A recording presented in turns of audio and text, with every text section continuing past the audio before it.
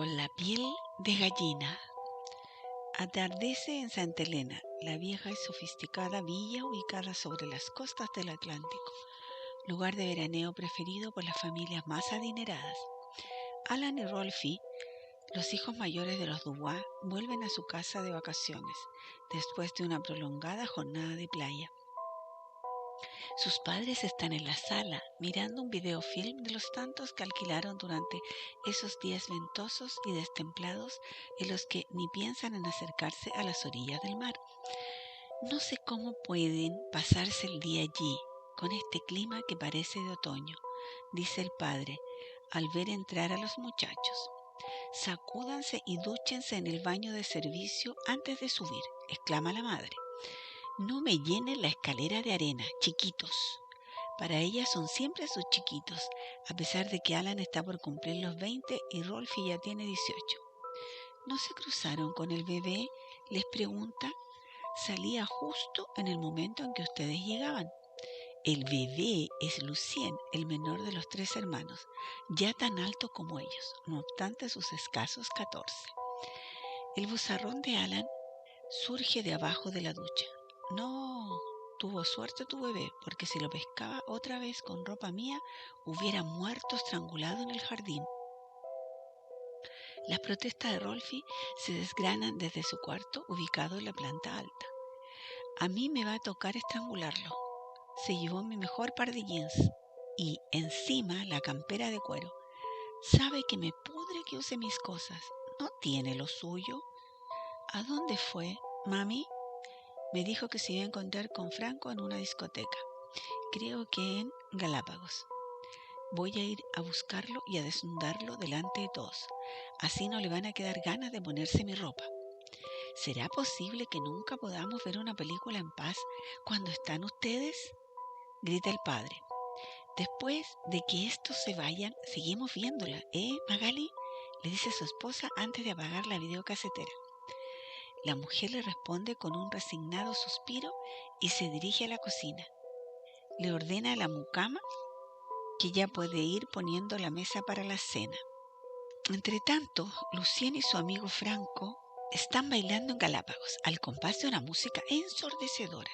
Es durante un intervalo de la danza, mientras en media docena de pantallas se proyecta un videoclip del cantante Sting, cuando Franco le muestra a Lucien ese volante de propaganda que recogió en la calle. Acercándose a la barra, único lugar del recinto más o menos bien iluminado, el chico lo lee. Resucitamos los carnavales en el bar O. A partir de mañana sábado, las noches de Santa Elena volverán a vivir la diversión de antaño. No te pierdas nuestros fabulosos bailes de disfraz. Te sugerimos que vayas preparando el tuyo. En cada velada, interesantes premios para los más originales y en la cuarta y última noche, sorteo de 2 pasajes a Río de Janeiro entre los que resulten finalistas. Y le pregunta a Franco cuando Lucien regresa a su lado, ¿cómo te cae la idea de disfrazarnos e ir al bar para los bailes de carnaval? Mi abuelo dice que antes se festejaba como loco para estas fechas. Opina Lucien, antes. Lo de antes no resucita, pibe. Además, yo solo me disfracé en el jardín de infantes. Me parece ridículo hacerlo ahora. Dale, ¿qué te cuesta? Vamos mañana, relojeamos el ambiente y si nos copa, nos hacemos humo. ¿Y de qué vamos a disfrazarnos? A ver, ya está. De jeques árabes, con unas sábanas y... ¿Dónde viste un jeque con flequillo y melena de rulos como la tuya? Y para colmo, rubio y de ojos celestes. El pelo lo oculto debajo de esa especie de manto que usan sobre la cabeza. Plomo. Y lentes negros. Necesito también. Finalmente, Franco convence a su amigo de participar siquiera en el primer baile de carnaval. Con sábanas blancas hasta los pies, entonces. Con corbata de sus padres, trenzadas para sostener el corto manto que les cubre las cabezas. Con anteojos ahumados los dos, bastante bien caracterizados a la manera de los habitantes del Sahara. Ambos parten al día siguiente rumbo al bar o previamente deben soportar las maliciosas bromas de Alan y Rolfie, las risas de la mucama de los Dubois y la paciente exposición a la serie de fotografía que les tomó la madre de Lucien, tan divertida como su marido con los dos improvisados jeques. A bordo de la poderosa moto japonesa de Franco se van los dos entonces, provocando la hilaridad de quienes los ven desplazarse con esos atuendos. Ni un alfiler cabe ya en la discoteca cuando ambos arriban. Parecía que todos los más jovencitos de Santa Elena se hubieran citado allí. Si Lucien había ofrecido resistencia para tomar parte de ese baile de carnaval, pronto cambio de opinión. Las chicas más llamativas, algunas decididamente infartantes, se han concentrado en el bar. ¡Oh! Y qué graciosas se las ve, contoneándose según los distintos ritmos que el disc-jockey selecciona, disfrazadas como están todas, haciendo gala de un despliegue de imaginación y de buen humor. Las hay caracterizadas como Caperucita Roja, como Ángeles de la Guarda, como la brasileña Suxa. También pueden verse conejitas, gitanas, novias de Drácula, bailarinas clásicas, madonas. Los muchachos no se han quedado atrás y también son un muestrario de ingenio.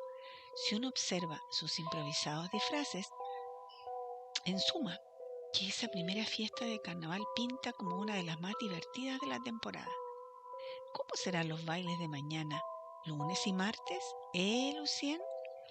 Le dice Franco tan entusiasmado como su amigo. Y no querías venir. Lucien lo codea y le indica el hall de acceso al amplio local y pega un silbidito de admiración al tiempo que murmura: ¡qué par de diosas! Ahí están entrando, una para cada uno. Si no nos dejamos ganar de mano, vamos a recibirlas. Franco mira la dirección que le ha señalado su compañero y como él, se queda extasiado en la contemplación de esas dos preciosas chicas que indudablemente son mellizas.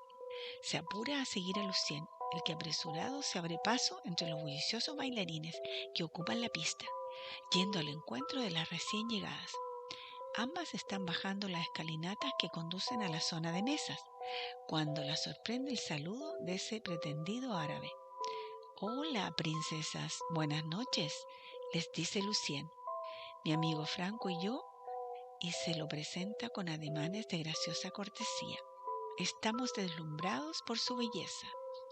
Como somos jeques posmodernos, no nos atrae formarnos un harén. Nos conformaríamos, ¿y cómo?, con contar solamente con ustedes dos para compañeras de baile. ¿Aceptan?».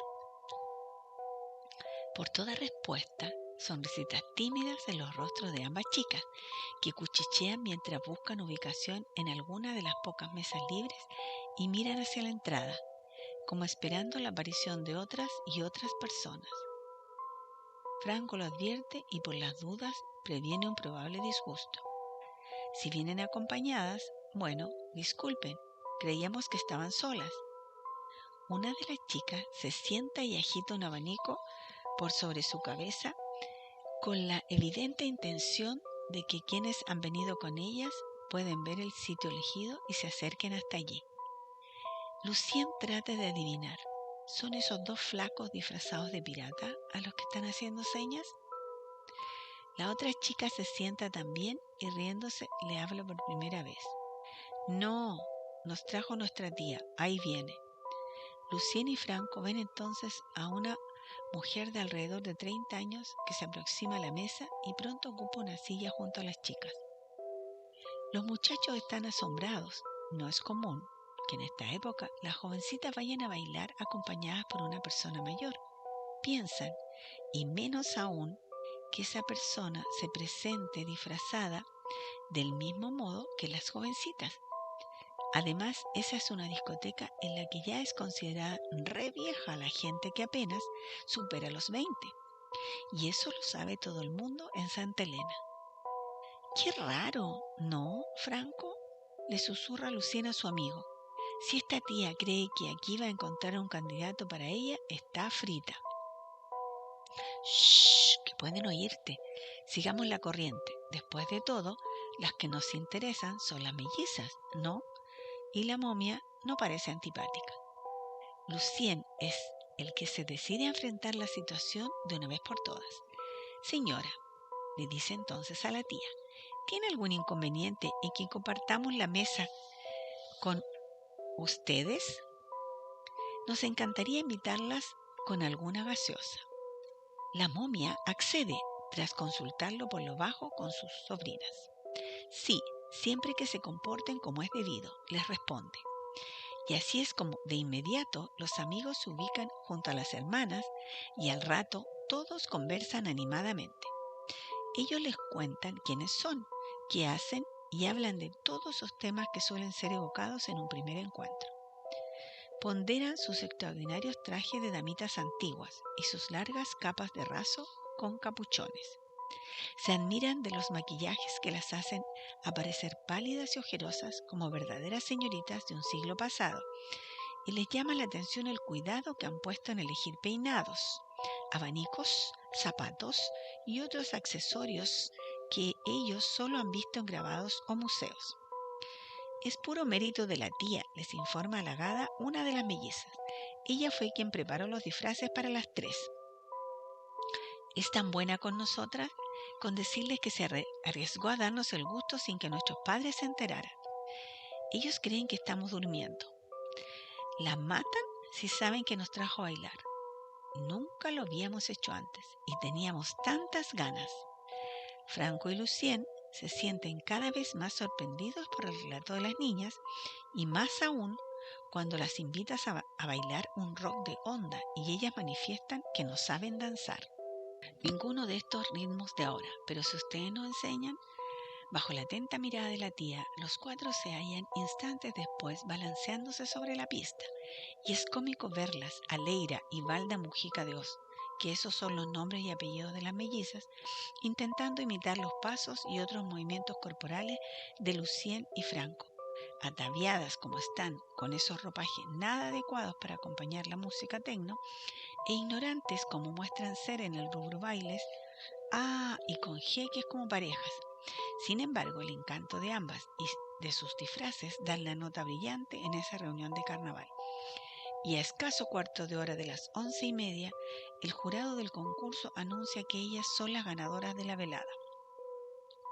Entre los aplausos de la concurrencia y los bravos de Franco y Lucien, Leira y Valda ascienden entonces a un pequeño escenario donde les entregan sendos casetes musicales y diplomas que las acreditan como las más bellas y originalmente disfrazadas de la primera noche y ya finalistas, siempre que vuelvan a Bar O durante los 3 días siguientes para seguir compitiendo.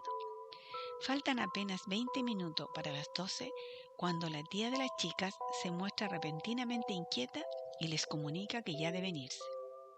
Justo ahora, Leira, cuando empieza lo mejor, le protesta Franco a su compañerita de baile. Lucien hace lo mismo con Valda. ¿Por qué tan temprano? ¿No me dijiste que viven bastante cerca de acá y que tu tía tiene auto? Sí, pero a las 12 en punto tenemos que estar de regreso. Mi mamá toma un medicamento a esa hora y acostumbra a darse una vuelta por nuestro dormitorio para taparnos, darnos otro beso y, total, mañana venimos otra vez, agrega Leira. ¿No es cierto, tía? Sí, y apúrense, porque si no, los muchachos con decepción pero absolutamente enamorisqueados como ya se sienten, les proponen que al menos concerten una cita para el mediodía siguiente, en la playa. Así pueden estar juntos más tiempo. Imposible, les dice Valda. Nuestros padres no nos permiten acercarnos al mar si no vamos con ellos. Y bueno, se resigna Franco, pídanles que las acompañen. ¿Estás loco? Tampoco tenemos permiso para hacer amistades con varones. ¿Y cómo les explicaríamos de dónde los conocemos a ustedes? Vamos, nena, repite la tía, ya se hizo muy tarde. Antes de despedirse, es inútil que Lucien insista ante su amiga para que ésta le dé siquiera el domicilio donde viven. Mañana podríamos pasar con la moto por la calle de tu casa y así al menos verlas de lejos. No, mis padres podrían sospechar. Lo que sí voy a darte, y Leira también, ¿no es cierto? Son los casetes y los diplomas para que nos los guarden. Todavía no se nos ocurre en qué lugar esconderlos para que mi familia no los pueda hallar. Ya voy a pensar cómo ocultarlos, interviene la tía. Y ahora, vamos de una vez, nenas. ¿Podemos acompañarlas hasta el estacionamiento?, pregunta Franco. De ninguna manera. Ustedes se quedan aquí. La voz de la tía ha tomado un tono enérgico que no admite discusiones. Cualquier vecino podría verlos con nosotros y entonces mañana traeré a mis sobrinas de nuevo. Se los prometo. Y si de verdad han simpatizado tanto con ellas, no las perjudiquen. Quiero decir que no nos sigan. ¿Entendido? Toda la tarde del domingo que sigue al primer encuentro con las preciosas mellizas, Franco y Lucien la dedican a disfrutar de la playa, a pesar de que la baja temperatura y el viento no favorecen la estada junto al mar. Los hermanos de Lucien y sus amigos los invitan a pasear en lancha y es recién entonces cuando Rolfi, el mayor de los Dubois, se da cuenta de que tanto Franco como el bebé se mantienen distantes, callados ambos y con los pensamientos flotando, vaya a saberse por dónde. Lo comenta con Alan. ¿Qué les pasa a ustedes?, les pregunta entonces Alan. ¿En qué galaxia se supone que están? ¿No nos contaron que el baile de ayer fue fabuloso, señores jeques? ¿O es que no abundaban las odaliscas? Ni se te ocurra confiarle a ese bocón el asunto de Leira y Valda, le dice Lucien a su compañero de aventuras. No haría otra cosa que tomarnos el pelo, gastarnos sin asco. Lo cierto es que ambos muchachitos han quedado prendados como pegados sin remedio al recuerdo de las mellizas. No logran borrarlas de sus mentes ni ven la hora de volverlas a encontrar en el bar O. ¡Qué yeta que tenemos, Lucien! Engancharnos con esas dos intrigantes, habiendo tantas chicas simples sueltas por ahí, suspira Franco.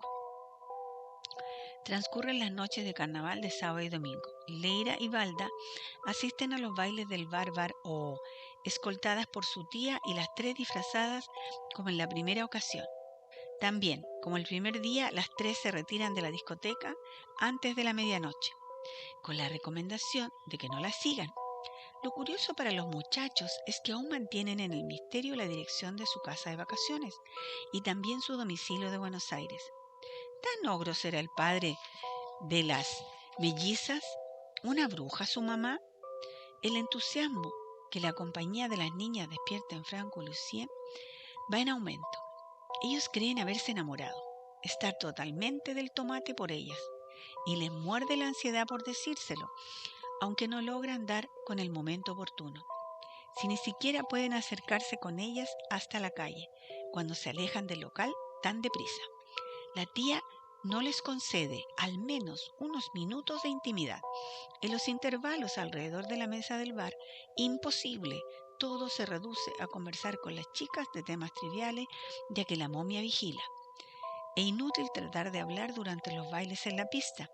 A tan alto volumen se transmite la música. Se aproxima la última noche de carnaval y los muchachos no saben qué hacer para confiarles a Valda y Leira sus sentimientos, para obtener la promesa de nuevos encuentros, para que ese vínculo que se ha establecido entre los cuatro continúe, siquiera, en Buenos Aires, después del fin del verano. Les acongoja imaginar que exista la posibilidad de no volver a verlas. ¿Pero por qué? ¿Acaso ellas, con sus tiernas actitudes, con sus sonrisas, con sus miraditas, no han estado de algún modo demostrándole que ya son casi amigos o novios? Lucien y Valda, Leira y Franco, escriben los muchachos a manera de consuelo sobre una de las puertas interiores del toilet de varones. Y escriben también sendos mensajes para entregarles el martes de carnaval. Por las dudas llegue el odiado momento de la retirada y no hayan podido expresarles todo eso que les sucede. Martes de carnaval. Con sus trajes de jeques, que ya no conservan la compostura de la primera noche, pero a quién de ellos le importa. Franco y Lucien se dirigen al bar O. Dejan la moto en el estacionamiento para automóviles situado a 2 cuadras del local. Sobre una de las calles transversales a este de camino opuesto al mar. Alguno de estos coches será el de ella, piensan. Han tramado algo. No es cuestión de que sus adorables damitas antiguas desaparezcan así como así al concluir la velada. Y esa noche la disfrutan como nunca, más aún, porque las mellizas resultan elegidas finalistas del concurso de disfraces y, finalmente, ganadoras absolutas del mismo. El animador alaba sus maravillosos atuendos de damas antiguas y le entrega la orden de una empresa turística para retirar los anunciados pasajes a Río de Janeiro. Cuando regresan a la mesa con sus premios y en medio de un cerrado aplauso, un foco las ilumina a pleno y es entonces cuando la tía no puede reprimir su emoción y se echa a llorar. Franco aprovecha ese fugaz instante de blandura para felicitarla y rogarle que, cuando deban irse, les permitan acompañarlas hasta el auto mientras que, por debajo de la mesa, le entrega su carta a Leira. Lucien ya ha hecho lo mismo durante el baile y Valda la recibió en silencio. Pronto la guardó en su bolsito.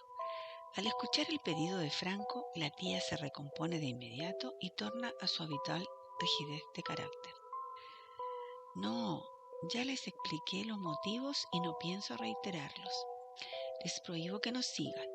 Mis sobrinas volverán a encontrarse con ustedes siempre que respeten esta advertencia. De lo contrario, nunca las verán otra vez. El temido momento de la despedida se presenta. Si pudiera atrasar los relojes. La tía, como ha sido su costumbre en las jornadas anteriores, apura a sus niñas para que partan de regreso a casa. Sale ella al frente. Valda y Leira la siguen metros atrás. Es entonces cuando ya en el hall de entrada y sin interesarles los ocasionales testigos, Franco y Lucien se atreven a llevar a cabo la primera parte de su secreto plan. Sendos besos fugaces rozan las mejillas de cada una de las jovencitas que, tomadas de improviso, apenas sí atinan a sonrojarse y apresurar la salida. Los muchachos simulan volver al interior del local. Enseguida y con mucha cautela lo abandonan, con el propósito de seguir a tía y sobrinas sin que éstas lo noten.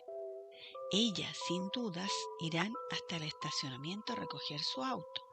Ellos van a aguardar hasta que él mismo arranque y poco después tomarán su motocicleta y motor preparado con silenciador mediante. Las piensan seguir a prudente distancia. ¡Ja! Pronto sabrán a dónde viven. Si la momia supuso que lograría separarlas tan abruptamente, sin el mínimo indicio para localizar a las chicas, está muy equivocada. Franco y Lucien caminan detrás del trío de damas antiguas, escondiéndose de tanto en tanto, por si a alguna se le ocurre controlar si las siguen. Pero no, tías y sobrinas de capuchones cubriéndole las cabezas y con las sedosas capas revoloteándoles cerca de los pies, continúan su marcha, bastante ligera, por cierto.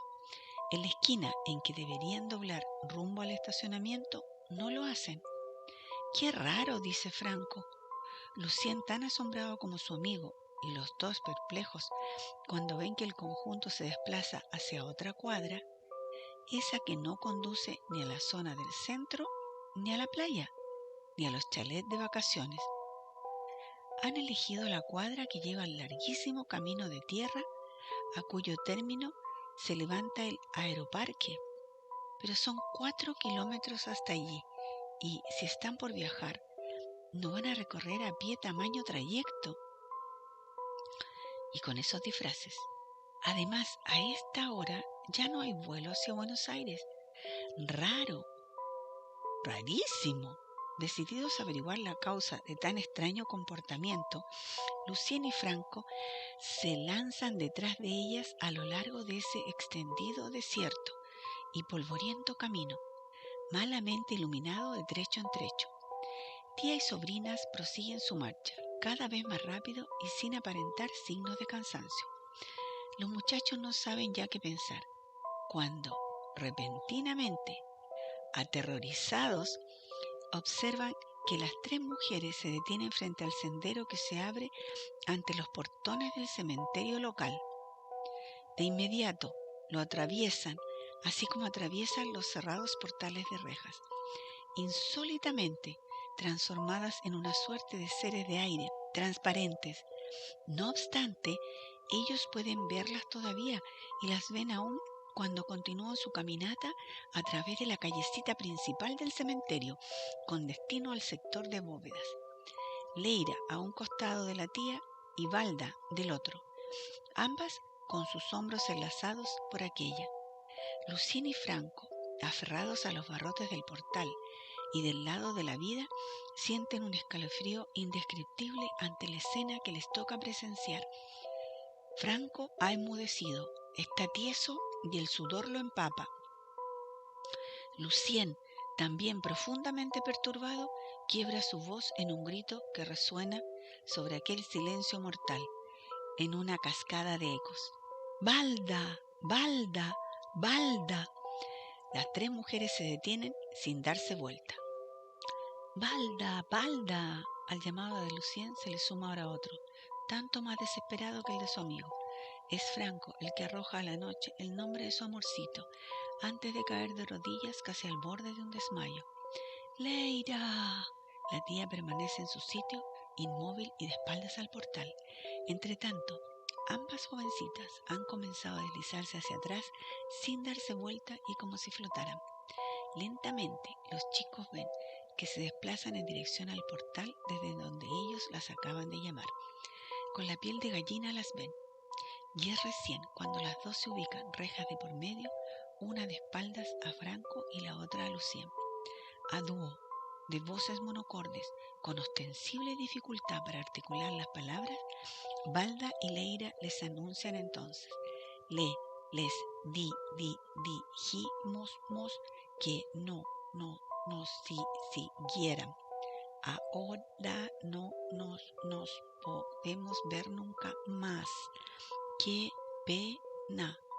Entonces las mellizas giran hasta enfrentarlos, al tiempo que se descubren totalmente la cabeza al dejar caer sus capuchones y estiran sus brazos a través de los barrotes, en un vano intento de abrazar a Franco y Lucien. El intento es vano, porque el espanto de oír aquellas voces y de ver bajo la luz de los faroles que alumbran el acceso al cementerio las calaveras en que se han convertido las preciosas caritas de Leira y Balda, y el observar el estado de sus vestiduras, las mismas, sin dudas, pero que ahora presentan un aspecto lamentable, raídas, con oscuras manchas por todas partes, con sus colores como desvaídos a través de los años. Tal espanto, repito, produce el instantáneo desvanecimiento de los dos amigos. Los brazos esqueléticos tornan a colocarse las capuchas, y los cadáveres de las niñas vacilan un segundo, antes de girar nuevamente y alejarse de los portones, caminando hacia la tía que las espera. Enseguida, las tres se pierden entre las sombras de un callejón lateral. Ya amanece, cuando Franco y Lucien son rescatados del horror. Los padres de ambos y sus hermanos han salido a la búsqueda de los chicos en sus respectivos automóviles y jeeps. No bien empezaron a alarmarse por su demora en regresar de la discoteca. Después de recorrer Santa Elena de punta a punta, los encuentran a las puertas del cementerio, llorando, de miradas perdidas, presa de temblores, como los únicos sobrevivientes de una catástrofe. Tirados cerca de ellos y bailoteando de aquí para allá, al impulso del viento, también recogen los 2 diplomas del concurso de disfraces y la orden por pasajes a Río de Janeiro, emitidos por una empresa turística local. Todos los papeles a nombre de Balda y Leira Mujica de la Hoz. Pasadas 2 semanas del pavoroso suceso que los tuvo como protagonistas, Lucien y Franco dicen estar en condiciones de enterarse de la verdad de los hechos. 1. En el cementerio de la villa existe una imponente bóveda que pertenece a la familia Mujica de la Hoz. 2. En ella están depositados los restos de buena parte de los integrantes de la misma, entre ellos los de Balda, Leira y su tía, las 3 fallecidas a principios de siglo debido a un penoso accidente. El sulky con el que daban un paseo se desbarrancó en los acantilados de la región. 3. De la estancia Valdeira, bautizada con letras de los nombres de las hermanitas, y ahí donde ellas solían pasar sus vacaciones.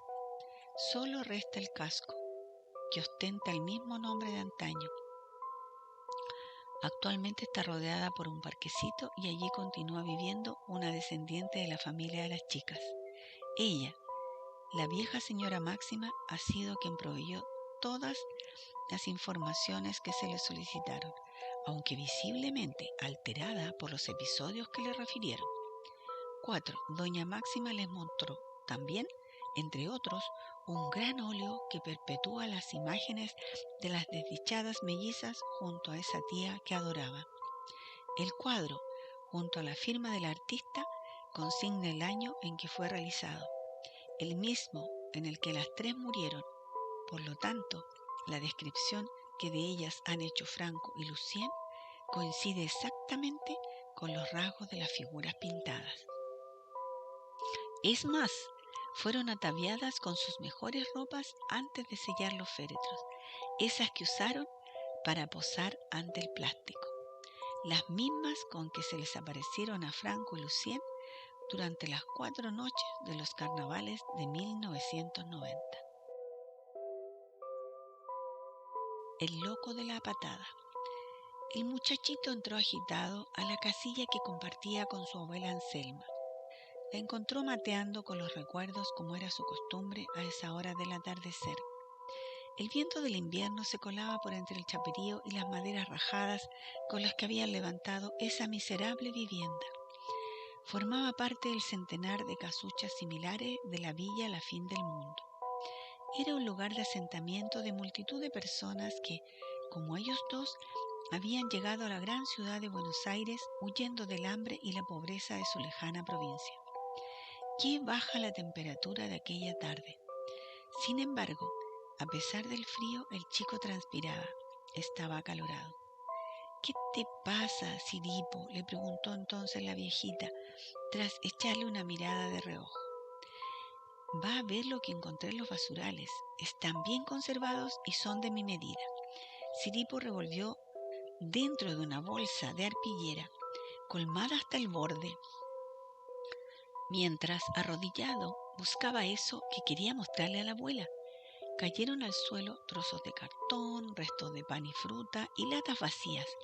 De repente, una sonrisa enorme en la cara del muchacho. Había agarrado lo que enseguida describió como un tesoro, un regalo de los Reyes Magos. Abuela, era un par de zapatos marrones mocasines, bastante gastados, pero no tanto como para que no pudieran seguir usándose sin inconvenientes. Si hasta tiene enteritas las medias suelas, decía Siripo, entusiasmado, y los tacos apenas si están un poco disparejos. Mire, abuela, me quedan bien, como si siempre hubieran sido míos. Siripo se quitó las rotosas zapatillas que calzaba y se puso los zapatos. Contento, hasta hizo unos pasos de malambo que divirtieron a la anciana, aunque no resonaran sobre el piso de tierra de aquella única y tan precaria habitación. Bueno, ya es hora de preparar la cena, dijo Anselma. ¿Pudiste traer algo comestible? El muchacho colocó entonces sobre la mesa los residuos de alimentos que había logrado juntar en el vaciadero de basural al que iba casi todos los días, como tantos otros vecinos. Hoy fue mi día de suerte, exclamó. ¿Qué le parece esta porción de torta? ¿Y este hueso de chiquizuela, La abuela inspeccionó las sobras de comida que otros habían tirado y que para ellos eran la única posibilidad de alimentación diaria. Lavó algunas hojas de verdura dentro del balde de agua que les servía de pileta. Desechó parte de una tajada de zapallo que estaba medio podrida. Desmigajó los puntos verdes de moho que atacaban unas rodajas de pan negro y dispuso en una olla lo que podía calentarse e ingerirse sin correr riesgos. El hueso lo dejamos para hacer una sopa mañana a la noche, dijo. La torta también. Siripo, va a venir a visitarnos la Eulalia. Hoy me avisó su madre, mientras hacíamos la cola para recoger el agua de la canilla de la esquina. ¡Ja! Frita se va a quedar la Eulalia cuando me vea con estos zapatos, exclamó el chico. 1 hora y media más tarde, abuela y nieto dormían, cada uno en su camastro, vestidos como estaban y acurrucados entre las mantas, sobre las que habían agregado hojas de diario a fin de sufrir un poco menos el rigor del frío. Ciripo se había dejado puestos los zapatos. Estaban tan calentitos. Al día siguiente, mientras doña Anselma y su nieto tomaban el mate cocido, su desayuno habitual, una noticia emitida de la radio los conmovió con toda su crudeza. Los locutores anunciaban que se hallaron 3 cuerpos sin vida en las proximidades de la villa La Fin del Mundo. Se trataba de 3 hombres asesinados del mismo modo y aparentemente con escasos minutos de diferencia. Aún se desconocen sus datos de filiación porque las víctimas no portaban documentos, pero la policía ya se encuentra en plena investigación de los extraños casos. Los 3 asesinados lo han sido, de acuerdo con los primeros informes de los médicos forenses, como consecuencia de una brutal patada que le fue propinada en la zona de la mandíbula inferior, más exactamente en el mentón o barbilla. ¿Estaremos frente a un karateca enloquecido? Durante el transcurso del día, los habitantes de la villa La Fin del Mundo fueron interrogados por un nutrido grupo de guardias, del orden que recorrieron las casillas. El despliegue policial era impresionante, sin embargo, no encontraron nadie a quien poder atribuirle haberles cometido o ser cómplice de aquellos horrendos crímenes. Ningún sospechoso. Lo que sí conocieron de inmediato fue la identidad de las víctimas, pacíficos vecinos sin ninguna relación entre ellos, salvo esa de regresar a sus casas cerca de la madrugada. Los 3 trabajaban cumpliendo horarios nocturnos y los 3 parecían haber sido eliminados porque sí, sin ninguna razón que lo explicara. Cuidadito con los desconocidos, Ciripo, le aconsejó la abuela Anselma, la misma noche de la investigación policial. Y de vuelta a casa, mucho antes de que anochezca.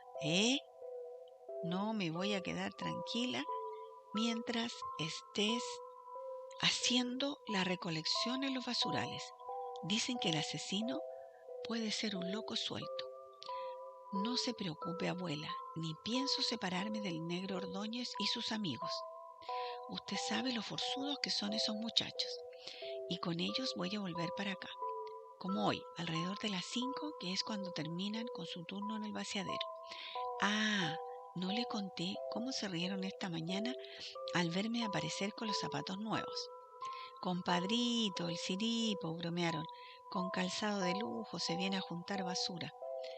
Si hay miseria, que no se note. ¿No es cierto, pibe? Casi no podían creer que los encontré allí, abuela. Solo un chiflado sería capaz de tirar un par tan fino, me dijo el negro. La semana que pasó, a partir de esta conversación entre doña Anselma y su nieto, fue un continuo espanto para todos los moradores de la villa La Fin del Mundo. Noche tras noche y a lo largo de los 7 que se sucedieron desde que los 3 primeros crímenes habían sido descubiertos, nuevos asesinatos fueron cometidos en el lugar y sus alrededores. Las pobres y numerosas víctimas de ambos sexos y de cualquier edad aparecían muertas debido a un mismo violento golpe en el mentón, que indudable era dado por un mismo pie, por un mismo zapato. El loco de la patada, como pronto se denominó al misterioso criminal, hacía de las suyas burlando toda vigilancia y desorientando cada vez más a vecinos y policía. Debía ser un varón muy fuerte, opinaban, acaso un experto en artes marciales. ¿Cómo era posible que nadie lo viera merodear a través de la villa? Que ninguno, por más que se mantuvieran alertas, pudiese sorprender a ese desconocido que se desplazaba lo más campante, sembrando la muerte a su paso. La mañana del 8º día, a contar, partiendo del momento en que se habían hallado los primeros cadáveres, La tragedia sopló sobre la familia del negro Ordóñez, arrebatándoles, por culpa del loco de la patada, a uno de sus integrantes. Fue entonces cuando el musculoso muchachón, de temible trompada, inconsolable en su dolor y lleno de furia, se decidió a colaborar con la guardia nocturna que un montón de vecinos había comenzado a montar como refuerzo de la policial. Ahora sí que va a caer ese maldito. Abuela, le comentaba Ciripo a la asustadísima Anselma. Las piñas del negro lo van a convertir en puré, si es que se atreve a mandarse otro ataque. ¡Ja! Y sí, el loco de la patada se atrevió, y durante el helado amanecer de la 9ª jornada de espanto en la villa, fueron 4 las víctimas mortales que aparecieron, hasta que, un milagro tal vez, se encontró a la número 5 aún con vida, desmayado a raíz del tremendo golpe en la barbilla, en estado de coma. Era nada menos que al negro Ordóñez, al que ubicaron finalmente boca arriba entre unos matorrales próximos a la quema de basura. A lo largo de las horas durante las que se prolongó su recuperación en el hospital más cercano a la fin del mundo, toda Villa rezaba por él. Ojalá que recobre pronto la conciencia, decían los custodios policiales, apostados junto a la puerta de la sala de terapia intensiva donde el negro estaba internado. Ojalá que vuelva en sí lo antes posible. Es el único testigo que tenemos. Entre tanto, abrazado a su abuela en la destemplada casilla que ocupaban, Ciripo se lamentaba por la mala suerte corrida por su estimado vecino. Si el negrito se salva, repetía, voy a regalarle mis zapatos para su hijo Ramón. Le gustan tanto. Qué buen corazón tiene mi nieto, pensaba Anselma. Es capaz de desprenderse de lo más valioso que tiene, del tesoro de su par de mocasines. Mocasines, un par de mocasines que vinieron hacia mí a toda velocidad. A la carrera fueron los que me atacaron de repente, señor comisario. Despegados de todo cuerpo, vea, pero de una cosa estoy seguro. Había pies adentro de esos condenados zapatos, porque las patadas que me pegaron en la pera no eran los de un calzado vacío. Había pies adentro de los mocasines, unos pies sonámbulos que si yo... No, señor comisario, no bebo alcohol. Cualquiera de la villa puede asegurarlo. Tampoco pruebo ninguna cosa rara. No fue una alucinación, como usted supone. Era un par de pies solitarios metidos en esos mocasines los que...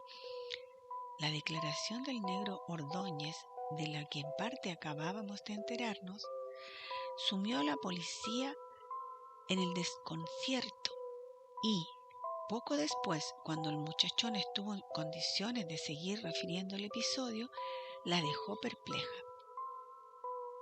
Yo no soy un mal tipo y nunca un delator, por más pobre que las ratas que les parezca, había dicho. Pero yo vi esos pies asesinos, ese par de mocasines que me atacó, que acabaron con la vida de tantas personas de mi barrio, y sé a quién pertenecen, aunque también a mí me cueste creerlo. Señor comisario, me repugna tener que decirle lo que debo decirle, porque el chico tiene la edad de mi pibe, de mi Monchi, vea, y siempre fue tan gauchito, con su abuela y con el vecindario que... Ciripo, el de la casilla 17, es el dueño de ese par de zapatos. Podría jurarlo por esta. Y por el negro Ordóñez se tragó las lágrimas a la par que se persignaba. De inmediato, y aunque desconfiaban de esa versión de los acontecimientos, una patrulla salió rumbo a la casilla 17. La siesta, con su sol borreneado entre nubes grises, era casi tan fría como lo había sido aquella mañana de domingo. Doña Anselma estaba remendando una camisa. Echado sobre su camastro, Ciripo escuchaba las noticias de la radio. Ninguna novedad acerca del negro. ¿Qué pasaría? Pronto lo supo, y tanto él como su abuela sintieron que toda la desgracia del mundo se ensañaba con ellos. Así que ni siquiera ocultaste los zapatos, le repetía el comisario. Vas a tener que acompañarnos a la seccional. Ordóñez dijo que, increíble, como para perder la razón ante las semejantes acusaciones que se le hacían. ¿Qué tenían que ver sus mocasines con la serie de crímenes? Mi nieto es inocente, gritaba la abuela. Debe tratarse de una equivocación siniestra. Siripo duerme aquí conmigo, no se mueve de esta casilla durante las noches. Con el frío que hace, ya está de vuelta del vaciadero antes del atardecer. Y hasta duerme con los zapatos puestos para no congelarse los pies. Tampoco se los estuvo prestando a nadie. Creo que no se los sacó desde la tarde en que los encontró en los basurales. Por favor, no se lo lleven, es inocente. Siripo tuvo que abandonar la casilla casi por la fuerza. Estaba aterrorizado. Una multitud de vecinos lo esperaba afuera. Todavía no sabían exactamente qué había sucedido. Las cámaras de la televisión transmitieron para todo el país la siguiente escena. Escoltado por 2 agentes de manos esposadas y cabeza cubierta por una campera, un muchachito salía de su miserable casilla rumbo al auto policial que iba a trasladarlo al destacamento del barrio. Llorando desesperada, la abuela Anselma seguía clamando por la inocencia de su nieto. Ante los micrófonos de algunos insoportables periodistas para los cuales el chico ya era sin duda el loco de la patada. Esa noche, y tras ser sometido a interminable interrogatorio, a Siripo se lo condujo a una pequeña celda en la que solo había un catre. Mañana vendrá el juez de menores, pibe, le dijeron. Será mejor que trates de descansar un poco, porque el baile recién empieza. No vas a sacar la barata con tu silencio. Ya vas a ver que tenemos otros métodos para hacerte cantar. ¿Cantar? ¿Cantar qué?, pensaba el muchacho, y la confusión que lo atormentaba no le permitía otra actitud que esa de la mudez, en la que se había refugiado tras la separación de su abuela. Serían cerca de las 2 de la madrugada cuando por fin logró dormirse, enrollado sobre el catre como un gato, apenas cubierto con una manta y por supuesto vestido y sin quitarse los zapatos. Por eso, cuando alrededor de las 6:30 llegó uno de los patrulleros que realizaban la guardia nocturna a través de la villa, las noticias que le comunicaron el comisario fueron para ponerle los pelos de punta. 2 nuevas víctimas del loco de la patada, muertas del mismo modo que todas las anteriores, habían sido halladas un rato antes. Se apresuraron para ir a ver a Siripo. Bien dormido, el muchacho seguía en la celda, tan enrollado sobre su catre como cuando lo habían dejado allí. Después de apagarle la luz, continuaba con los zapatos puestos. Un oficial se le acercó y los amarreó. Vamos, arriba. Siripo se desperezó y estiró las piernas. Fue entonces cuando el vigilante vio aquellas manchas de sangre en el borde de un mocasín y algunas otras sobre la tela del colchón. Comprobó que eran bastante recientes. Al rato nadie en la sección de la policía podría explicarse lo sucedido. Por supuesto, Siripo menos. Decidieron guardar un total secreto acerca del extraño caso. Según las recomendaciones del juez de menores y proceder, esa noche, tal como el magistrado les había instruido, por más disparatadas que sus indicaciones pudieran parecerles, así fue como, cerca de las 12 menos cuarto, 9 o 10 policías vestidos de civil se distribuyeron en distintos lugares de la villa, dispuestos a orar como carnada de ese insólito sujeto al que llamaban el loco de la patada. Más o menos cerca de ellos y estacionados discretamente entre sombras y matorrales, varios patrulleros protegían su vigilia. Dios quiera que pique y se lance al ataque de alguno de los nuestros, decían. Mientras tanto, Siripo dormía profundamente en su celda como consecuencia de un hipnótico que le habían dado después de comer. Esta vez, a la lamparita que pendía del techo del pequeño calabozo, la dejaron encendida y 2 cabos observaban al chico sin perderse detalle. En su despacho, el comisario fumaba un cigarrillo detrás del otro y amenazaba con consumir toda la provisión de café. Tan nervioso estaba por ese caso misterioso que no acertaba a resolver. El viejo reloj de la seccional señaló las 3 del amanecer, cuando los gritos de su personal subalterno lo alertaron de que algo fuera de lo común, extraordinario, estaba ocurriendo en la celda de Siripo. Enseguida corrió hacia allí y si no hubiera visto él mismo lo que, junto con los cabos, le tocó ver, seguramente le habría resultado dificilísimo creerlo.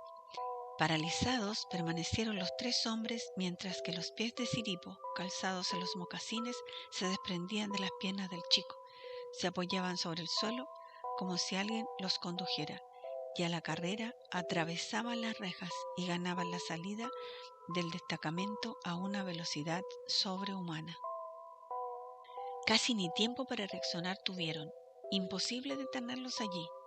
Fue entonces cuando el comisario avisó a sus unidades móviles lo que acababa de pasar y, ordenándole a uno de los cabos que no se moviera de su lugar junto a la celda, salió a todo lo que daba hacia la calle, en compañía del otro guardia. Siripo, sin sus pies, continuaba completamente entregado al sueño, ajeno a todo.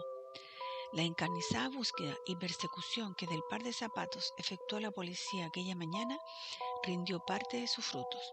Y decimos parte porque el demoníaco calzado pareció advertir que se intentaba atraparlo y, a punto de serlo, se arrojó al pestilente riachuelo que constituía uno de los límites de la villa. En el mismo momento, Siripo despertó, casi aullando, y casi aullando siguió durante algún tiempo, al comprobar que le faltaban los pies. Sin embargo, no sentía el mínimo dolor. Sus pantorrillas presentaban el aspecto de esas que carecen de las extremidades inferiores desde siempre, como si hubiera nacido sin pies, o como si los hubiese perdido en algún accidente de sus primeros meses de vida. Pronto toda la comunidad se puso en campaña para hacer una colecta. La tragedia que había sufrido el pobre muchacho, con su carga de horror y misterio, hizo que no hubiera quien permaneciese insensible. Así fue como, un mes más tarde de aquellos episodios, Siripo y su abuelita viajaban al exterior para someterlo a un tratamiento a fin de incorporarle ciertas prótesis que le permitirían desplazarse con ellas por sus propios medios. A su regreso, un poderoso empresario se ofreció para instalarle un kiosco sobre una de las ventanas de la casilla. El local, atendido también por la abuela y su amiga Eulalia, y tan surtido como se lo habían donado, se convirtió en una fuente de ingresos para todos ellos. En cuanto a los zapatos, fue inútil el rastrillaje que los bomberos hicieron en las aguas del riachuelo. Nunca se encontró el par de mocasines ni los pies que, sin que el desafortunado Siripo lo supiera, se le habían convertido en verdaderos pies fantasma, poseídos por la satánica energía de ese calzado que vaya a saberse a quién había pertenecido, en pies fantasmas que, acaso, sean los que en este instante están produciendo ese extraño ruido de pisadas a tus espaldas. La muerte se hospeda en el blanqueado. Los viajes de egresados suelen ser inolvidables. También lo fue el que me tocó realizar cuando finalicé el 7º grado de la escuela primaria. Pero no solo debido a los hermosos días que compartimos los 23 compañeros de entonces, sino acaso especialmente por eso que aún me estremezco al recordar. La excursión, que se prolongaría en el interior del país durante una semana, había comenzado en la estación ferroviaria de Retiro. Allí abordamos el tren que nos trasladaría desde Buenos Aires hasta La Banda, provincia de Santiago del Estero, desde donde partiríamos en micro, rumbo a nuestro destino final de vacaciones, las termas de Río Hondo. El largo viaje hasta La Banda fue tedioso y bastante desagradable para las 3 maestras que nos acompañaban, pero no para los chicos. A pesar del precario estado de conservación de los vagones clase turista, de las dificultades para estirar un poco las piernas debido a que los coches estaban repletos de gente parada y sentada sobre el suelo de los pasillos, y sobre todo por la falta de higiene de los baños. ¡Buac! Contentos como nos sentíamos, todos los inconvenientes nos daban pie para inventar chistes y hacer bromas que aliviaban, en parte, el mal humor de las docentes. Ya en Río Hondo nos dirigimos hacia el Blanqueado, un confortable hotel emplazado en el centro del lugar donde teníamos reservado el alojamiento. El edificio era de 2 plantas, además de la baja, claro, donde nos sirvieron la cena a poco de llegar.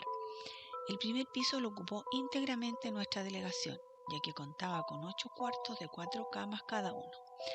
Estas habitaciones estaban enfrentadas, también de a 4, y separadas por un corredor al que se accedía a través de la escalera, que tanto conectaba con la planta baja como se prolongaba hacia el segundo piso.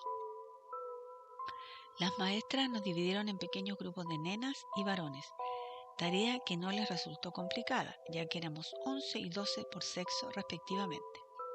Enseguida nos distribuyeron en los cuartos 102, 103, 104, 105, 106 y 107, llenándonos de recomendaciones en cuanto a normas de comportamiento, horarios para levantarse y acostarse, etcétera, etcétera, etcétera. Ellas eligieron la habitación 101, cuya puerta era la más cercana a la escalera.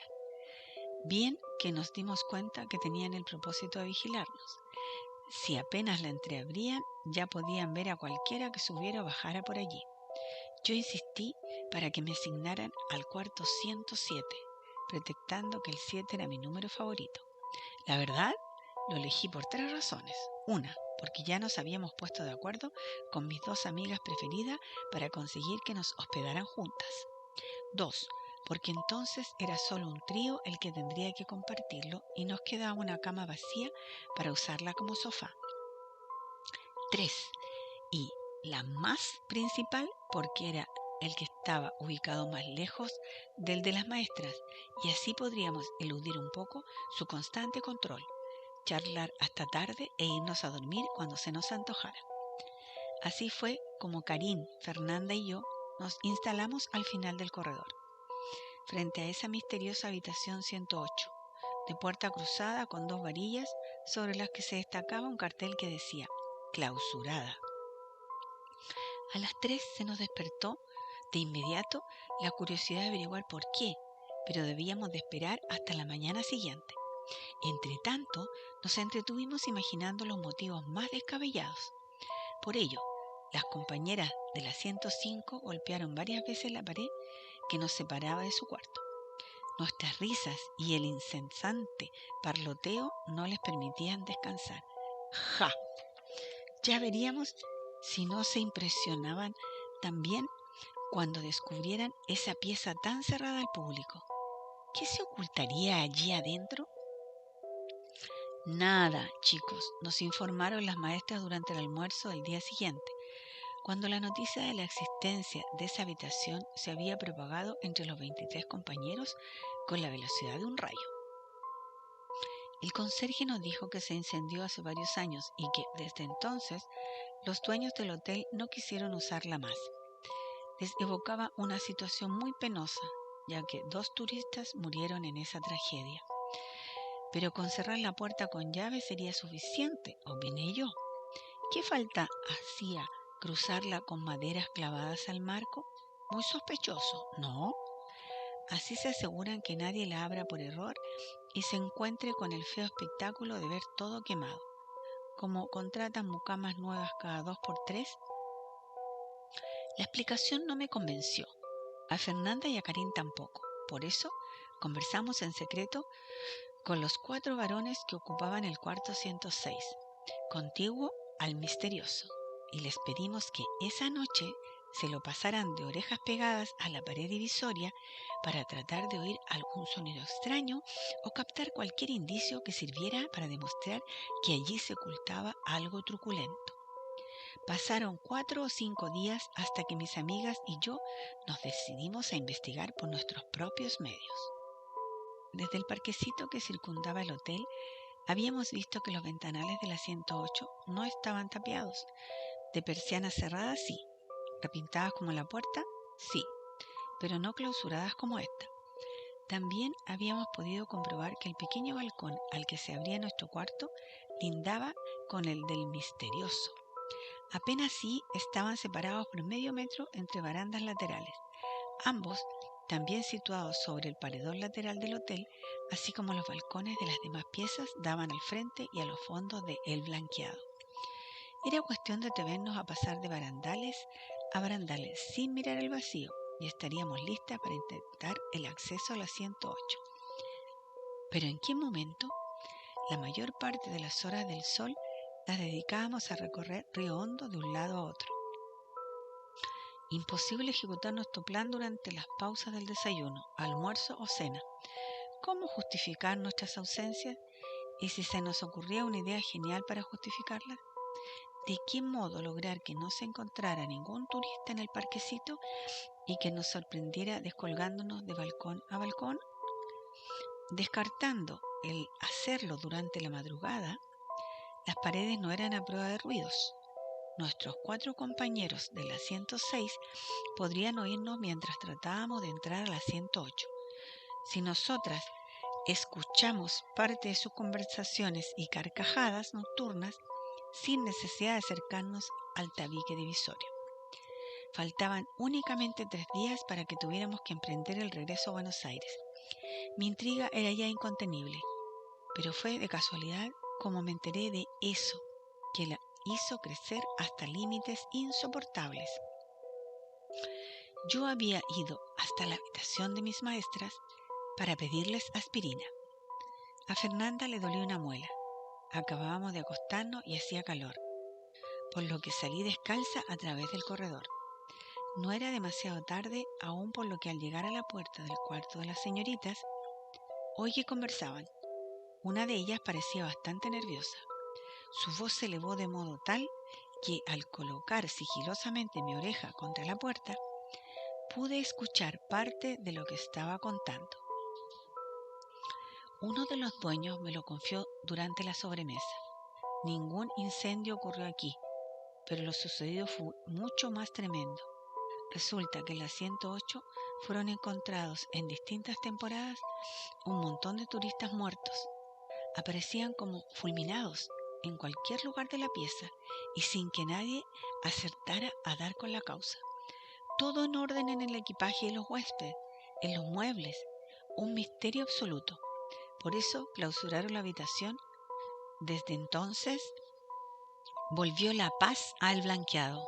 5 años pasaron desde que corrí a mi cuarto de puntillas, olvidada de la aspirina y perturbada por lo que había escuchado. Casi en un susurro se los conté a mis amigas. Del susto a Fernanda se le voló el dolor de muela, junto con sus reiterados suspiros, y juró y perjuró que jamás apoyaría ni un dedo sobre las persianas del cuarto de enfrente. Karine, en cambio, se animó, como yo, y pronto maquinábamos las dos nuestra incursión a esa pieza. Sin evaluar los posibles riesgos, desoyendo los apagados sollozos de Fernanda que nos rogaba que no lo hiciéramos, y mientras que se metía en la cama y se tapaba hasta la cabeza, en busca de mágica protección, Karim y yo salimos en puntas de pie a nuestro balconcito. Las heroínas de una película de Freddy Krueger nos sentimos. Tanta era nuestra afición a la literatura de terror y a cuanta historieta macabra circulara por allí. El cielo estaba muy nublado y las tenues lucecitas de los faroles del parque no llegaban a alumbrar ese paredón lateral del primer piso. Tenemos suerte, pensé. Íbamos provistas con sendas linternas, un cuchillo y perchas del placard. En un bolsito colgado al hombro yo cargaba también una piedra de regulares dimensiones, una de esas bien atractivas que había recogido durante los paseos. Karim me ayudó para que yo me sujetara de la baranda del balcón vecino sin correr peligro de caer al vacío. Pronto estuve allí y entonces asistí a mi amiga para que se deslizara junto a mí. Nos dio bastante trabajo destrabar las persianas y abrir los ventanales de la 108 a punta de cuchillo y haciendo palanca solo con las perchas. Pero lo logramos. Encendí mi linterna. Con su luz iluminé lentamente todo el ámbito. ¡Qué decepción! un cuarto amueblado, igual que de nosotros, salvo que en este era evidente que nadie lo limpiaba desde hacía mucho tiempo. Envalentonadas por lo que ya empezábamos a suponer un invento de los dueños del hotel para atraer turistas amantes del misterio, Karin y yo entramos en la habitación. Ahora, éramos las dos las que la recorríamos de arriba abajo con nuestras luces. Nada por aquí, nada por allá. Y tampoco nos embargaba ninguna sensación rara. Insólito que allí hubieran caído como moscas tantas personas, si parecía el sitio más común y corriente del mundo. Ya estábamos por abandonarlo, defraudada, cuando la luz de la linterna de Karin iluminó aquella especie de bolita verde, gelatinosa, inmóvil en un rincón. Nos acercamos para ver qué era, cuando ante nuestra sorpresa debió alertarse con nuestros pasos y reptó hasta esconderse debajo de la cama. Eso tenía vida. Pido disculpas por mi repugnante descripción, pero parecía la secreción nasal de un ogro. Sentí repulsión por esa masa informe y súbitamente me volví hacia el balcón, dispuesta a irme lo más pronto posible. Choqué con un mueble y se me escurrió la linterna. En ese instante, Karin tropezó conmigo y también se le resbaló su linterna. «Vámonos de aquí», exclamé entonces. «Rápido». «No puedo», chillaba Karin. «Me doblé un tobillo». Tanteé en la oscuridad hasta prender a mi amiga por la manga de su camisón y casi la arrastré hasta que alcanzamos nuevamente el balcón. A los golpes cerramos aquellos ventanales y persianas, mientras que oíamos el llanto de Fernanda reclamando a grito pelado: «Saber, ¿qué les pasó, chicas? ¿Qué les pasó?». En el silencio de aquella noche, el barullo de nosotros tres fue como una sirena de ambulancia que alarmó a medio hotel. Cuando Karin y yo regresamos a nuestra habitación, ya estaban allí las maestras, gran cantidad de compañeros y mucamas. Entretanto, y por las dudas, el conserje había llamado a la policía. Al rato, Karin y yo debimos responder a un sinfín de preguntas. «Por una bolita verdosa, tanto escándalo», decían los varones. «Ay, mujeres, mujeres». Todo el grado consumió un desayuno extra en el comedor de la planta baja durante los minutos que duró el interrogatorio policial. Uno de los oficiales anunció que, por precaución, aunque consideraba que todo no había sido más que un susto, iría a inspeccionar la habitación clausurada. El cabo que lo acompañaba lo siguió, también el conserje, con pinzas y serrucho a fin de quitar la madera que cruzaba la puerta. Interminable la hora que demoraron arriba los tres hombres, y habían transcurrido alrededor de otra más, cuando el dueño del hotel se hizo presente, preocupado por el aviso telefónico que le hizo una mucama. Ya no quedaba huésped del Blanqueado que no estuviera en el comedor. «No es posible que el registro de una pieza de 3x2 insuma tanto tiempo», exclamó de repente el dueño del hotel, antes de subir él también al primer piso. Descendió de inmediato con el rostro demudado y pálido como un fantasma. «Que nadie suba», ordenó. «Salgan a la calle si lo desean, pero que nadie vaya a la 108. El conserje y los policías están muertos allí adentro, con la luz encendida, y como si los hubieran fulminado. Dios, es horrible». Como es obvio, la noticia del rarísimo episodio no pudo mantenerse dentro del perímetro del hotel. Un hecho de tales características es una bola de nieve rodando vertiginosamente desde el pico de una montaña. La telefonista del Blanqueado no daba abasto con los llamados que recibía, ni con los que desde allí necesitaban hacerse. Karin y yo estábamos aterradas. Tan, sin proponérnoslo, habíamos originado aquella desgracia. Todos los huéspedes fuimos trasladados a diferentes hosterías de la zona hasta tanto se aclarara lo ocurrido. Aún hoy pienso que nunca hubiera sido posible si no hubiese prestado su graciosa colaboración a aquella viejecita lugareña. Dicen que se apresuró a ir hasta el Blanqueado. No bien supo lo sucedido allí, con una larga y raída túnica labrada con espejitos, de cabeza cubierta también, con un manto igualmente espejado, bajo el cual apenas sí se le adivinaba el rostro. Llevaba un espejo en cada mano y pidió que confiaran en ella y le permitieran entrar en la habitación 108 sin que ninguno la siguiera. Creo que sé lo que está pasando arriba, dicen que dijo.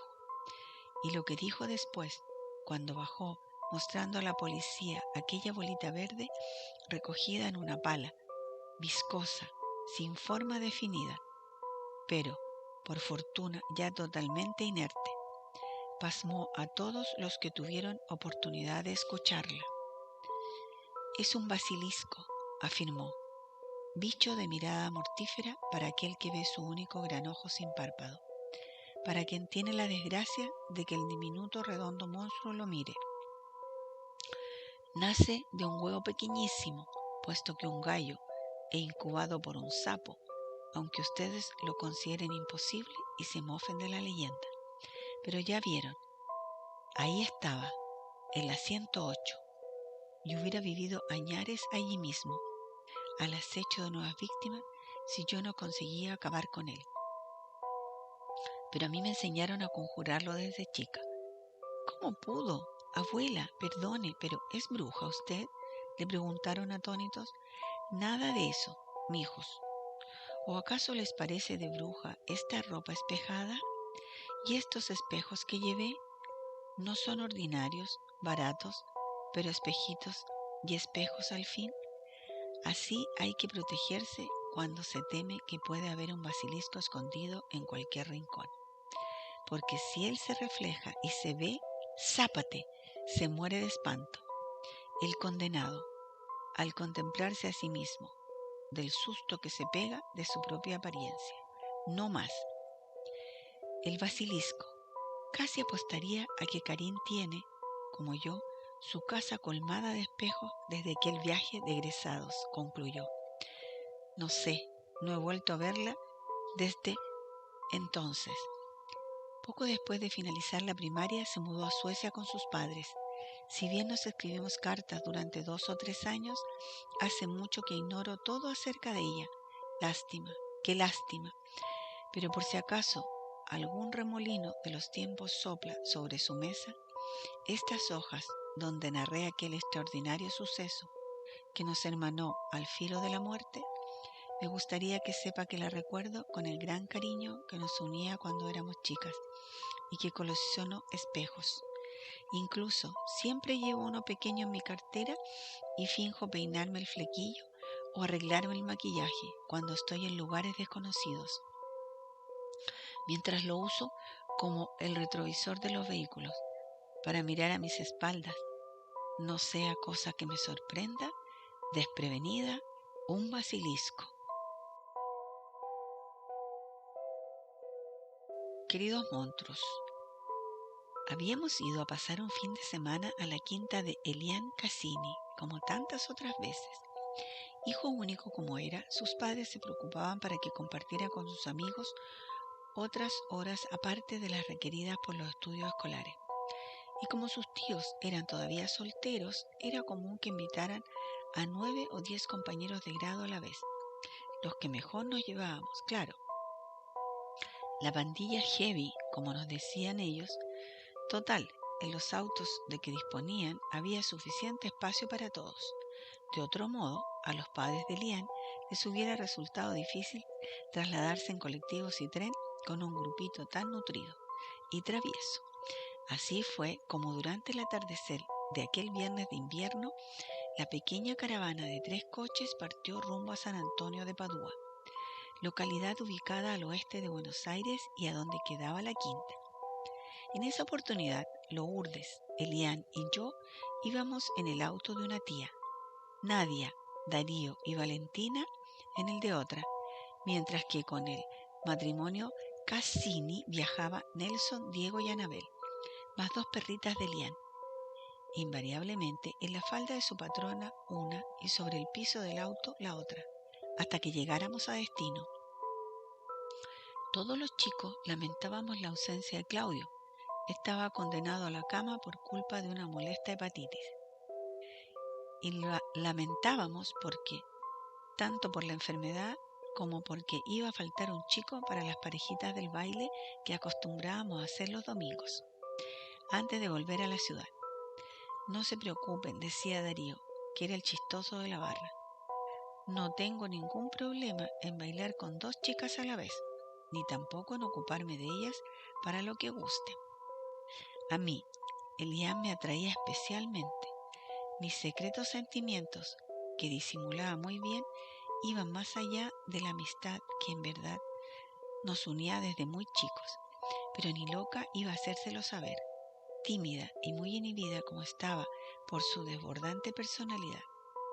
Sin embargo, la barrera más importante entre los dos era una característica de Elian que me desagradaba profundamente y que crecía con él a medida que él mismo crecía.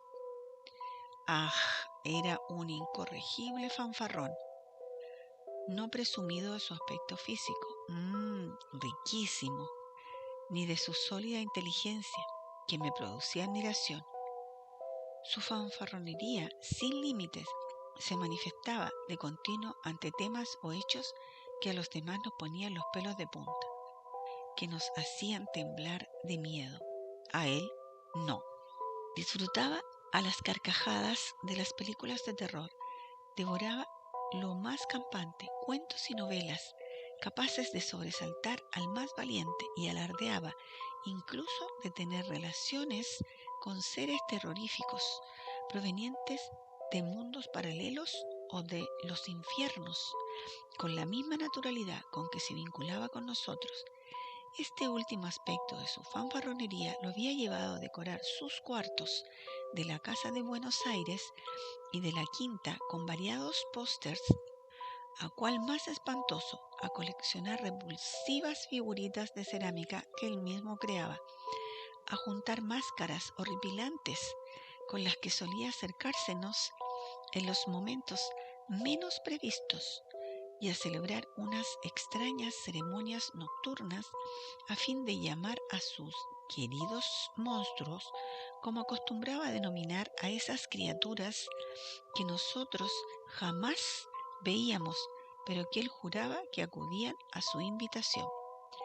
Aquel viernes de invierno en que llegamos a la Quinta, Elian nos anticipó, no bien nos acomodamos, niñas y varones, en sendos cuartos del primer piso, que algo muy espectacular iba a suceder a la medianoche, un suceso horroroso de que él iba a ser el único protagonista y todos los demás los testigos.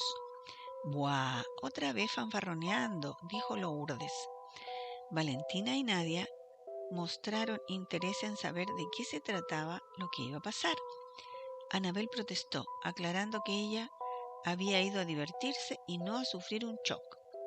Diego y Nelson se burlaban de Elian, aunque era notorio que la curiosidad los carcomía. Darío aprovechaba el ambiente para ofrecernos unas melodías inquietantes en la pasacasetes, música toda seleccionada por Elian para amenizar la velada. ¿Y yo? Bien. Ya estaba asustada con anticipación, conociendo el talento de mi amigo para crear climas de tensión, y más asustada estaba aún porque sus padres y tías habían decidido ir al cine después de cenar, de modo que estaríamos solos cuando Elian se le antojara someternos a sus macabros jueguitos. Para colmo, una tormenta amenazaba con descolgarse de un momento a otro, típica escenografía de las historias de terror, pero que en aquellos instantes me impresionaba porque dependía de un verdadero fenómeno natural. Justo ahora, decía yo, qué suerte que tiene Elian, hasta con efectos especiales que no programó, va a desarrollar su show de esta noche. ¿Qué no los programé? ¿Eso suponen ustedes? Desde hace rato que estoy concentrado para convocar a mis queridos monstruos y ellos me han contestado que van a aparecer apenas se desate la tormenta. ¿Ven? ¿Oyen? Ya comenzaron los primeros refusilos los truenos, pronto caerán las lluvias y los relámpagos, y entonces sus padres y tías ya habían salido hacia el cine cuando todos reunidos en uno de los cuartos y a la luz de las velas que había encendido Elian, tras apagar todas las luces de la casa y del parque, nos disponíamos a someternos a su maldito juego. Elian llevaba puesta una túnica negra que usaba para esas ocasiones y se paró en el centro de un gran círculo de tiza que había dibujado para esa oportunidad. Sobre su borde nos sentamos todos los demás. «Queridos monstruos», exclamó, entonces, mirando hacia abajo, «los convoco con todas mis energías para que aparezcan entre nosotros. Otórguenme el privilegio de que mis amigos también puedan verlos. Queridos monstruos, yo...». Tomadas de las manos, las chicas sentimos que esa vez iba demasiado en serio. Nos angustiaba la idea de que Elian hubiera preparado ciertas bromas escalofriantes y, sin ponernos de acuerdo, las 5 coincidimos en negarnos a tomar parte del juego. Yo fui quien se levantó y prendió la luz de un velador, mientras que Nadia y Anabel apagaban las velas y Lourdes quitaba de las paredes aquellas telas manchadas y esas redes que parecían gigantescas telas de araña. ¿Qué hacen? Arruinadoras, chilló Elian. Están interfiriendo la comunicación con mis queridos monstruos. La tormenta ya se había desplegado sobre la noche con toda su furia. Si te interesa encontrarte con tus monstruos, podrías hacerlo en otro lado, dijo Anabel. Claro, qué vivo. ¿Cómo te vas a asustar si armaste todo el espectáculo, digamos? Y nada va a sorprenderte, pero nosotros, agregó Lourdes, Nadia y Valentina se pusieron tercas como mulas. Vamos abajo, propusieron. Por la tele dan una de humor. Yo me sumé a esta alternativa de entretenimiento y ya estábamos bajando la escalera cuando Darío, Diego y Nelson nos llamaron. Vuelvan, chicas, se nos acaba de ocurrir una idea sensacional. En cuanto regresamos al cuarto, Elian estaba con cara de león enojado, mientras que Darío lo animaba a que prosiguiera con su ceremonia, pero en el ruinoso y deshabitado chalecito de los caseros. Esa construcción que se levantaba en los fondos del amplio parque y que estaba clausurada desde que un incendio había terminado con las vidas del matrimonio guardián de la finca, un año atrás. Ahí te quiero ver, Elian, con los rumores que echó a correr tu papá. ¿Qué rumores?, preguntamos Nadia y yo, intrigadas. ¿Cómo? ¿No se enteraron de que los caseros sufrieron esa tragedia justo al día siguiente en que los Casani los habían despedido, debido a un montón de irregularidades que venían cometiendo? Explicó Darío. Seguramente murieron jurando vengarse, opinó Nelson. A ver, ¿a dónde queda tu valentía, fanfarrón? ¿Qué te vas a animar a realizar allí? Y solo tu ceremonia, lo provocaba Diego. Ah, pero qué viveza, intervine yo. Si se atreve a entrar allá, audaz como es, ¿de qué modo vamos a comprobar si cumple con el llamado a sus queridos monstruos? Y todo lo que pase, tiene razón, con esta tormenta y lo distanciado que está ese chalet, no vamos a poder ver ni oír nada, dijo Darío. Además, ¿cómo nos consta que va a ser siquiera capaz de entrar a esa ruina? Que vaya sin linterna, gritaba Lourdes, que lleve un grabador para registrar toda la ceremonia y lo que acontezca después. Eso, y algo para que deje adentro del chalet. Así mañana nosotros podremos saber si estuvo allí o no. Elian estaba furioso. A las chicas nos calificó como unas cobardonas de décima y a los varones con un lapidario mariquitas de lo peor. Enseguida anunció, más ensoberbecido que nunca: les apuesto lo que quieran a que soy tan valiente como para ir solo hasta el chalet. a pesar de esta tormenta, entrar allí, practicar mi ceremonia, grabarla y además clavar en el piso de tierra del corredor delantero una gran cuchilla antes de cerrar otra vez la puerta con llave y regresar aquí para entregárselas. ¿Quién dijo miedo, tembleques? Todos aceptamos la apuesta, convencidos de que no le daría el cuero para cumplirla, por más que se jactara de su valentía. Fue así como él mismo sugirió que si la ganaba entre todos, debíamos regalarle esos 3 tomos de obras maestras del terror que acababan de publicar y que costaban un ojo y la mitad del otro. Si él perdía, cosa que descontaba totalmente, tendría que resolvernos todos los ejercicios de matemáticas que nos mandaban como deberes en la escuela y que tanto le molestaban. Y hasta que terminaran las clases, peor castigo para Elian imposible. Sin embargo, persuadido de que iba a ganarnos, aceptó de inmediato. Permaneceré en el chalet 1 hora exacta a partir de las 12 menos cuarto, nos dijo. Aquí les muestro la llave que les entregaré a mi regreso, para que mañana puedan comprobar que corresponde a la cerradura de los caseros. Pueden palparme, registrarme, y así se darán cuenta de que no llevo ninguna linterna, ni vela, ni encendedor, ni caja de fósforos. En absoluta oscuridad voy a realizar mi ceremonia, manga de flojos. Y esta cuchilla es la que voy a clavar en el piso antes de volver aquí. Les ruego que se la pasen y vean que tiene las iniciales CC, que corresponden a mi papá Carlos Cassini, como saben.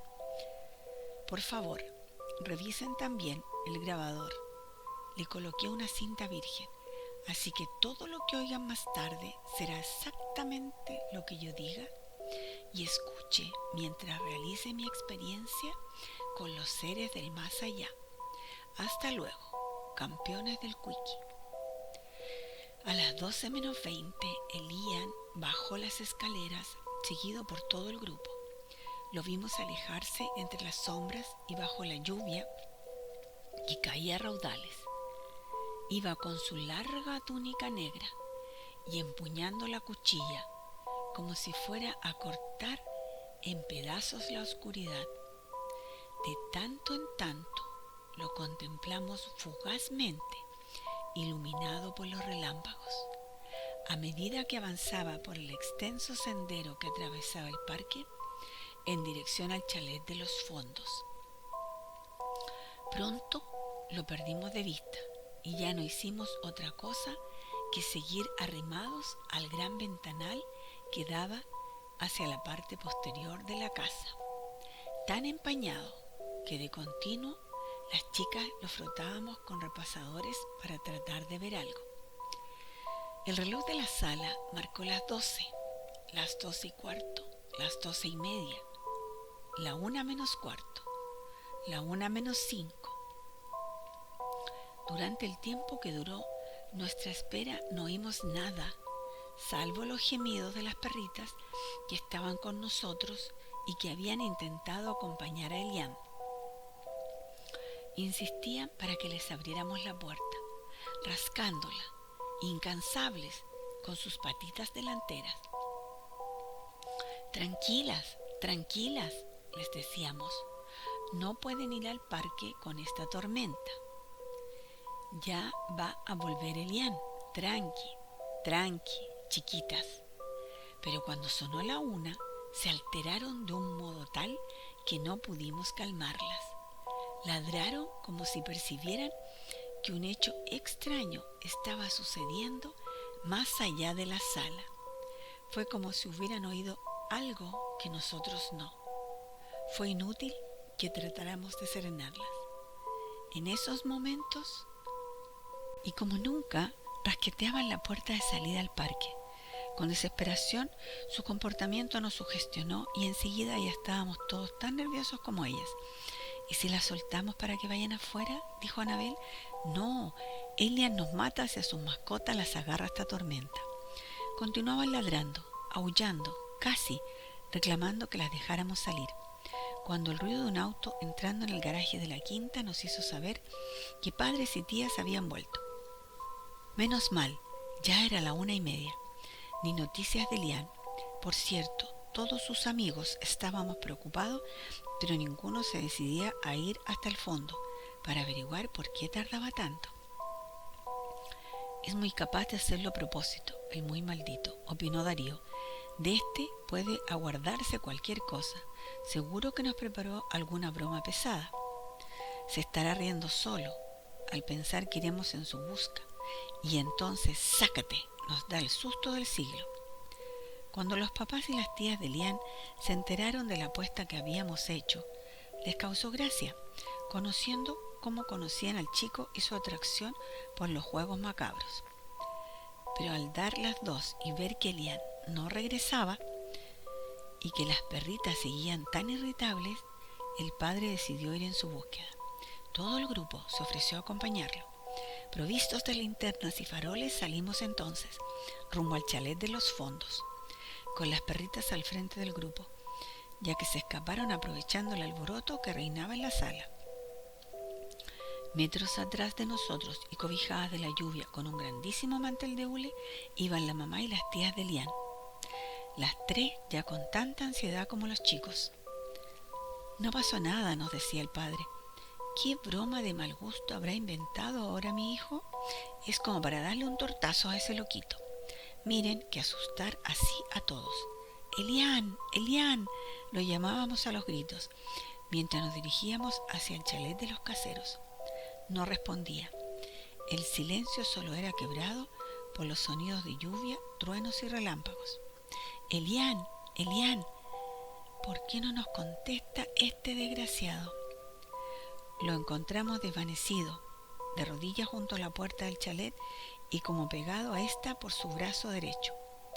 A su lado, el grabador había cesado su marcha y la casete, completamente usada, su banda A, indicaba que algo se había grabado allí. Una manga de la túnica de Elian estaba traspasada por el picaporte de salida, rasgada y enganchada al mismo, impidiéndole cualquier movimiento del brazo.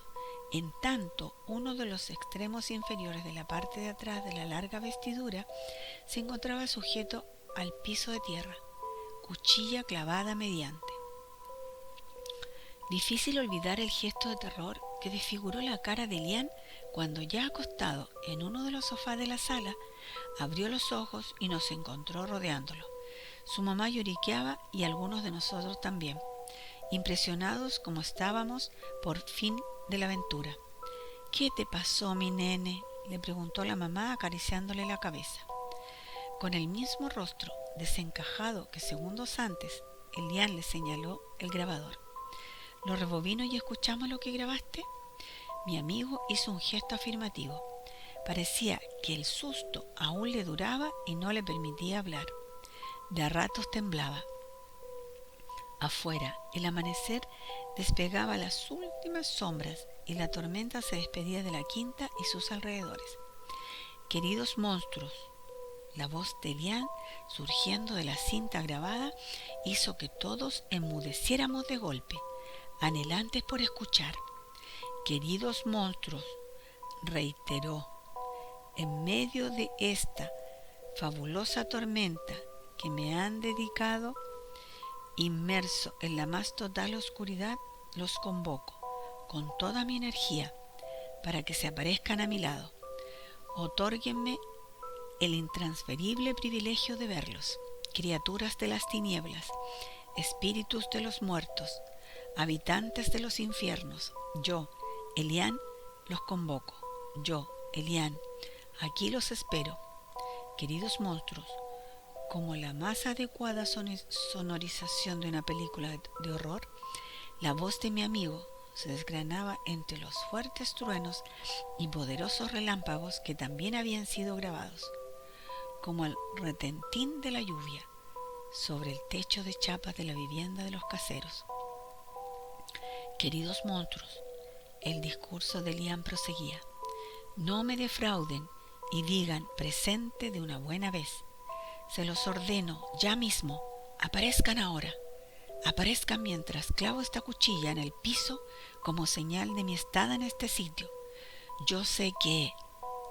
Las palabras de Elián se interrumpieron bruscamente y un alarido brotó de su garganta.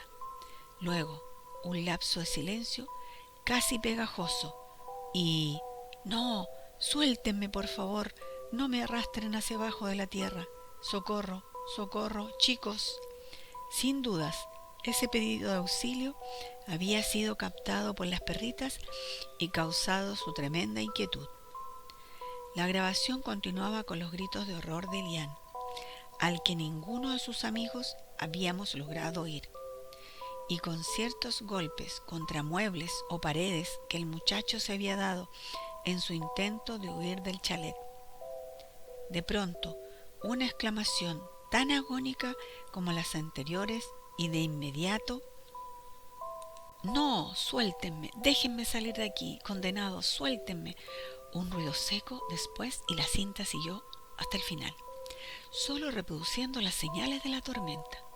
Casi todos estábamos pasmados, de modo que Elián había triunfado con su poder de convocatoria y sus queridos monstruos no únicamente habían aparecido junto a él, sino que incluso habían intentado llevárselo al interior de la tierra y evitado que pudiera escapar. Sus amigos lo miramos con callada admiración. A pesar del terror que le había producido ese pesadillesco encuentro, Elián lo había logrado, cosa de no creer. Despellejando la timidez de mis 10 años que me envolvían en una coraza, me acerqué a mi amorcito secreto y le di un beso en la mejilla. ¡Qué valiente, Elián! ¡Un héroe!, le susurré. Él se sonrojó un poco y, por primera vez desde que había sido rescatado del chalet, sonrió. Apenitas, pero sonrió. Corrijo, me sonrió. Y esa sonrisa fue el inicio de una relación que empezó a ser algo más que una amistad. No sé si me explico. Ejemplo. Las risas de su papá nos parecieron de repente completamente fuera de lugar. Yo me sentí muy avergonzada. Suponía que le había causado gracia mi beso.